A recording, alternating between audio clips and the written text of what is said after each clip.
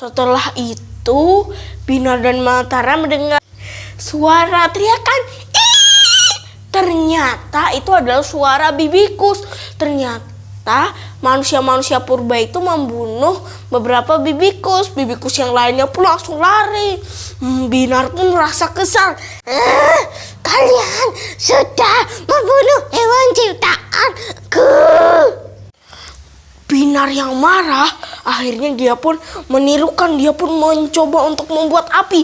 Cus, menggunakan dua batu. Matara sudah bilang, "Hei Binar, sudahlah, nanti tanganmu sakit." Tapi Binar tetap keras kepala, dia tetap menggesekkan batu. Dan akhirnya api itu pun menyala. Matara pun memanggil orang-orang seperti yang tadi. Orang-orang pun langsung berkumpul. Dan api yang ada di batunya Binar itu akan ditaruh ke api unggun. Tapi Binar tetap saja tidak mau memberikan kepada orang-orang purba itu. Dia tetap membawanya begini-begini saja, dipegang oleh tangannya. Nah, Matara sudah mengingatkan Binar, "Binar, berikanlah kepada mereka, nanti tanganmu kebakar loh." Tapi Binar tetap gini-gini aja. Matara tahu niat Binar, dia ini ingin melukai semua orang-orang purba itu. Nah, manusia-manusia purba jadi makin kesel nih, karena Binar gak mau ngasih apinya. Nah, Binar sudah ingin membuat bola api yang kecil. Tiba-tiba ada bola api besar menyerang mereka. Akhirnya Matara dan Binar pun langsung lari kabur. Dia pun lari ke hutan. Nah, sesampainya di hutan, ternyata Binar dan Matara bertemu oleh Bibikus. Bibikus itu seperti sudah terluka. Banyak goresan seperti cakaran yang besar. Goresan itu terlihat seperti hewan yang lebih besar lagi dibanding Bibikus. Akhirnya Matara pun mengambilkan daun dan ditutupkan kepada luka-luka si Bibikus itu. Bibikus itu pun berbahan, dia pun tidur karena kesakitan perutnya, banyak luka-luka. Tiba-tiba ada getaran. Dum, dum, dum, dum. Ada hewan yang lebih besar dari Bibikus muncul. Bentuknya seperti kadal, tapi juga seperti T-Rex. Hewan itu pun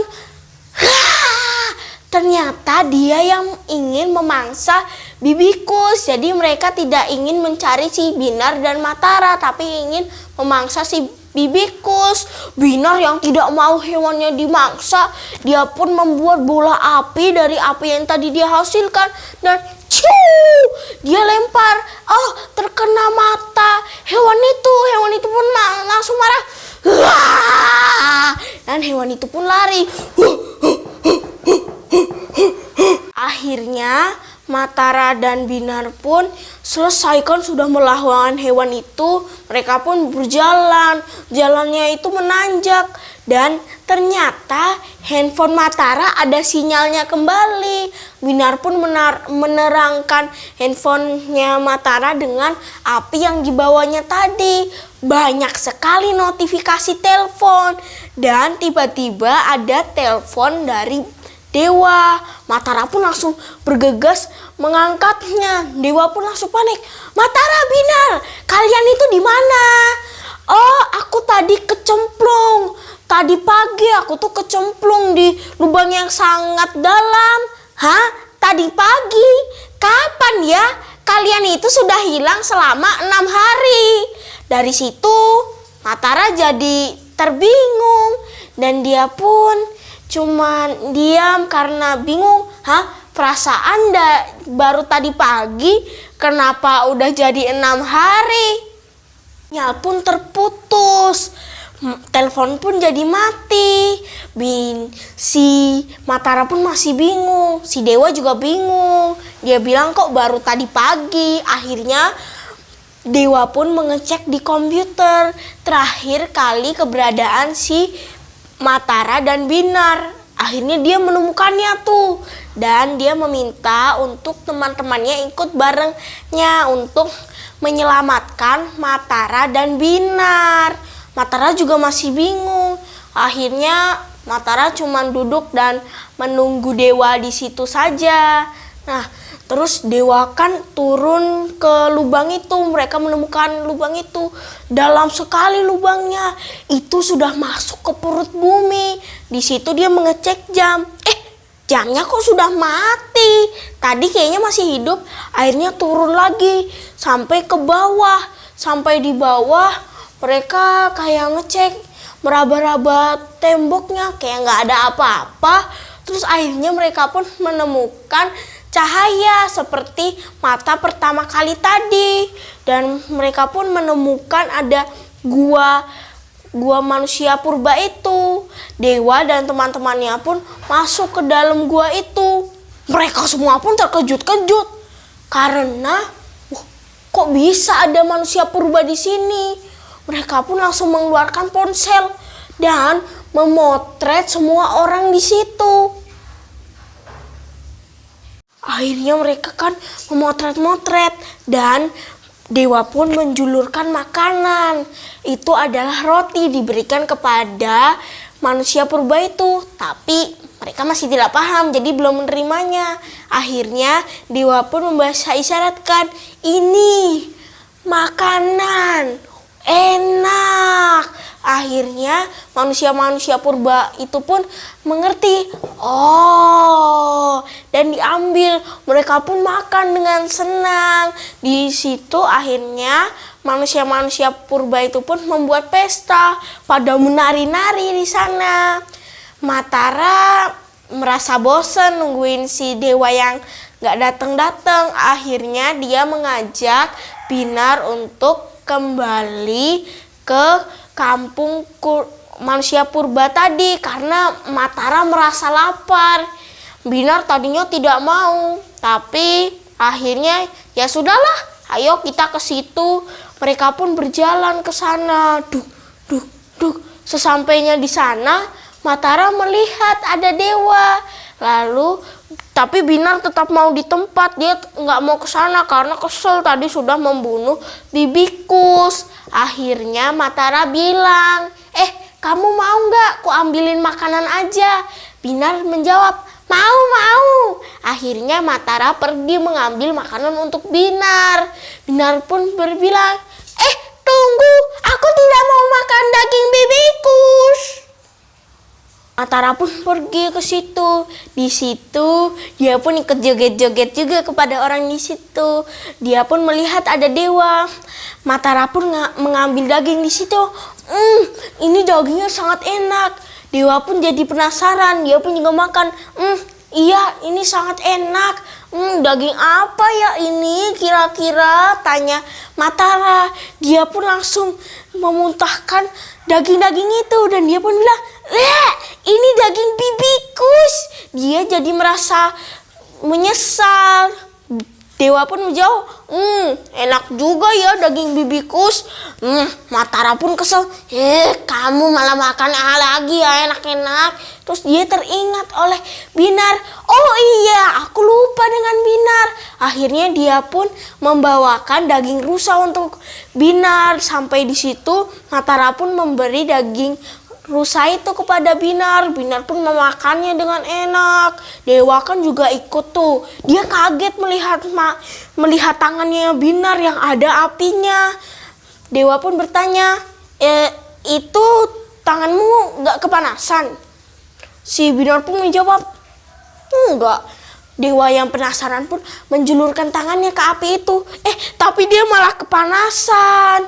Tiba-tiba ada getaran dan ada hewan-hewan yang muncul lagi.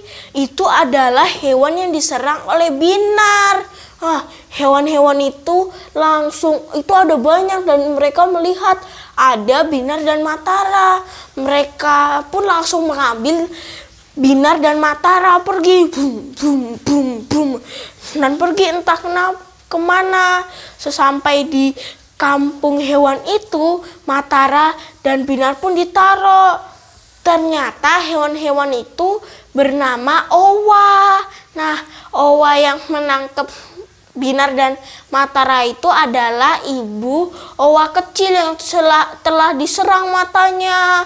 Tadinya ibu owa merasa sangat marah kepada Binar dan Matara, tapi kini mereka setelah ibu owa melihat ternyata yang pelakunya Binar yang sangat kecil, akhirnya dia nggak apa-apa dan ditaruh. Di situ pun Binar pun kaget melihat tempatnya. Wah, keren juga ya.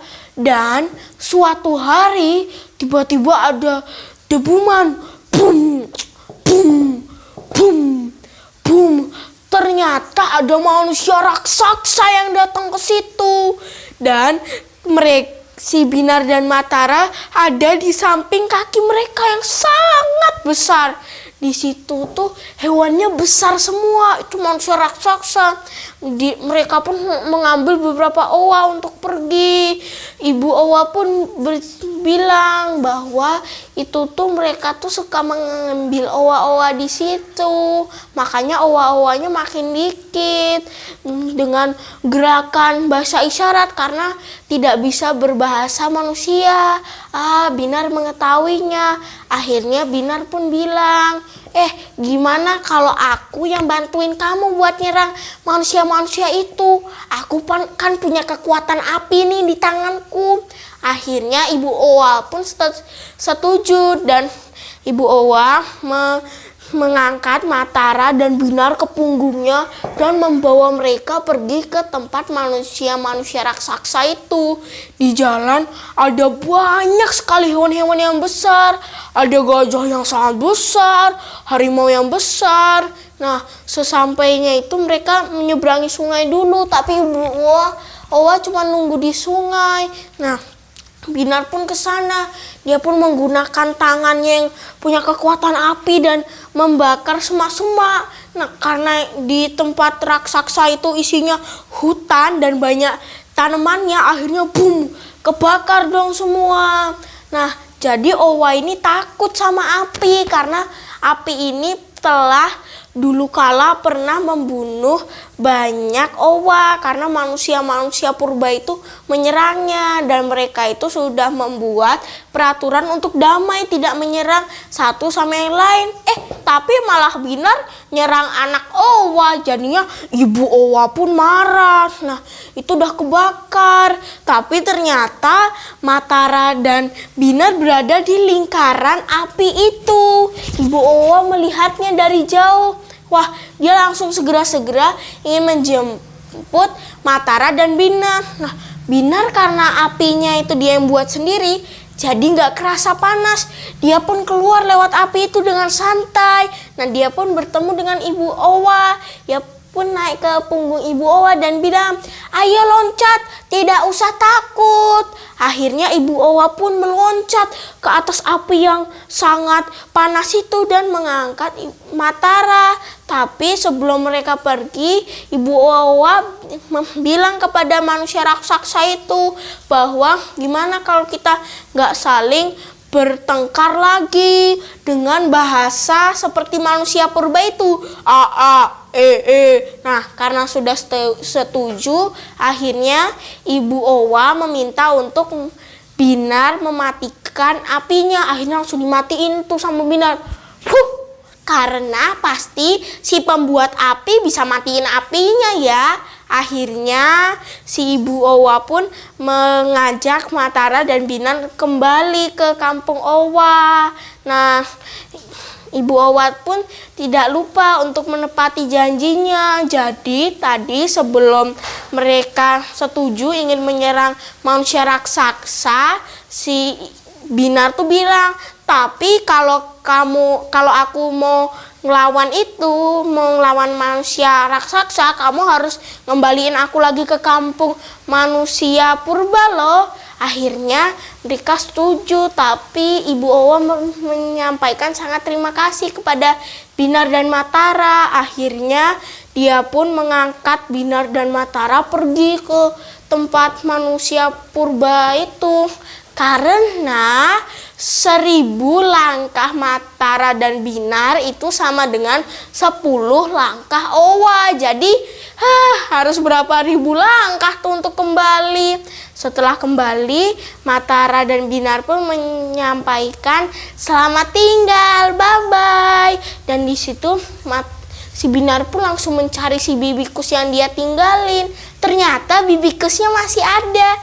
Dia pun memeluknya. Nah, si Dewa pun menghampiri Matara dan meminta maaf karena tidak bisa membantu mereka. Orang-orang purba itu tidak mau pergi karena sudah ada perjanjian itu. Jadi mereka merasa itu kan salahmu, aku nggak mau ikutan. Begitu.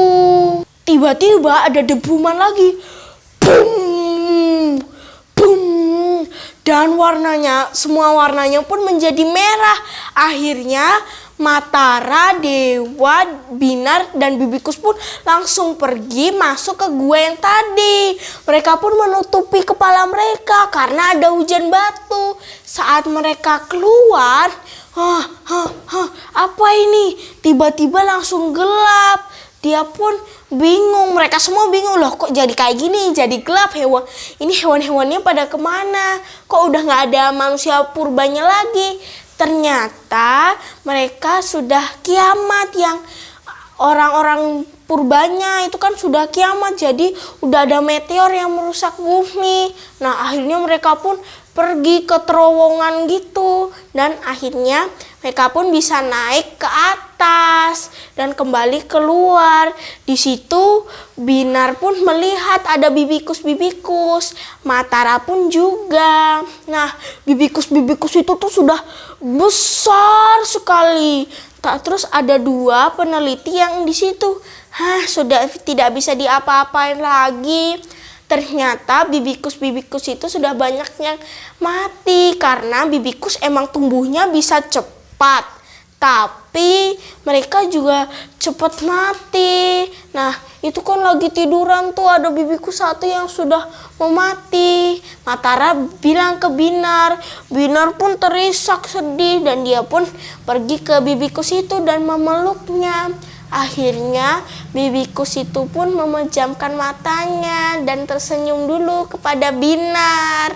Akhirnya setelah kejadian itu, Matara, Binar, dan Dewa pun kembali ke sekolah semesta. Matara dan Binar pun menceritakan pengalamannya.